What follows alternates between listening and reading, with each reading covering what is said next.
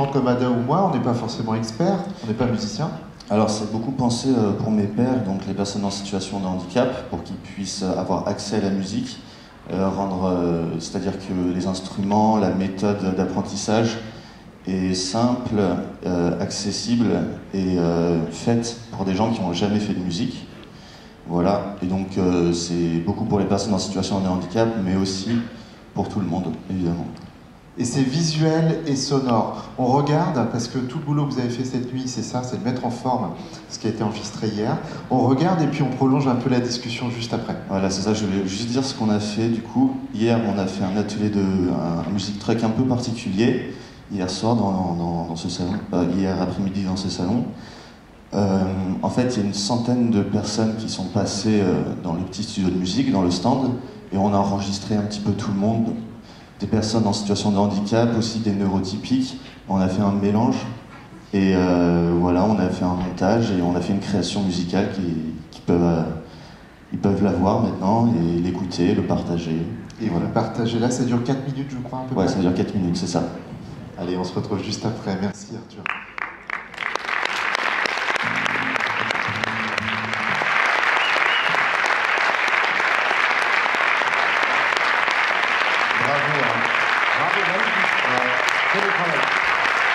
C'est grâce à tous les participants également, hein, c'est une œuvre vraiment connue. Il faut rappeler que tu as eu beaucoup de monde hier, c'était pas vraiment prévu comme ça, mais tu as eu beaucoup de monde. D'habitude, on fait ça avec 6 participants, voilà. On prend vraiment le temps d'apprendre à jouer ensemble, à créer des rythmes, des mélodies, et ensuite on est à peu près 6, ouais, et on crée le morceau.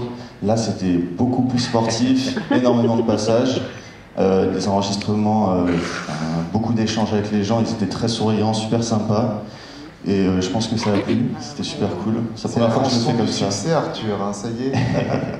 Bon travail. Voilà. Et par contre, je suis désolé si j'ai pas pu mettre tout le monde, évidemment. Il y avait beaucoup d'enregistrements. Et s'il n'y a pas tout le monde qui apparaît aussi dans la vidéo, pour ceux qui ont participé. Ouais, t'as pas mis notre duo, voilà. parce qu'on avait enregistré une chanson. Ouais, bon. ouais.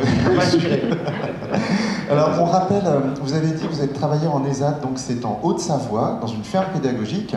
Mais en fait, ça c'est presque le passé bientôt. Parce que vous êtes devenu un peu artiste, entrepreneur. L'idée, c'est progressivement de développer cette activité-là, c'est ça? Alors oui, tout à fait. Là, je suis bien aussi dans mon ESAT actuellement, mais l'idée, ce serait plus tard de développer ce projet.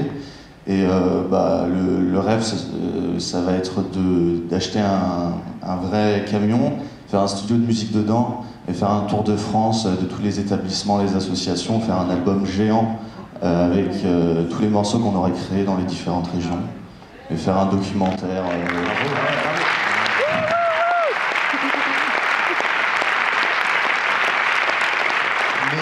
On peut déjà vous appeler si on veut vous faire intervenir à Lille, à Strasbourg, à Rennes, c'est déjà possible. Alors oui, je peux aller partout, il n'y a aucun souci avec ça, et vous pouvez me contacter, vous pouvez me voir après, ou alors vous pouvez voir Stéphanie ou Clara, si vous levez la main.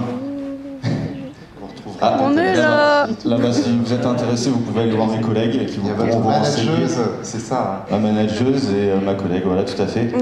Et voilà, moi je suis prêt à aller partout pour vivre des aventures comme ça et faire des morceaux avec des personnes. Ouais, voilà. Comment on en est arrivé là en fait?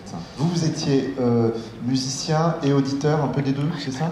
Oui, c'est ça en fait. Je suis passionné par la musique et musicien depuis longtemps maintenant.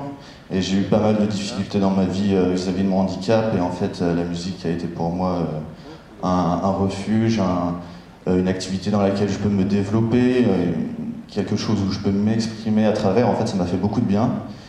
Et voilà, j'ai voulu le partager avec mes pairs, donc les personnes en situation de handicap, pour faire ça ensemble et éventuellement les inspirer et voilà, leur apporter des choses comme l'estime de soi, la créativité, le partage, tout ça.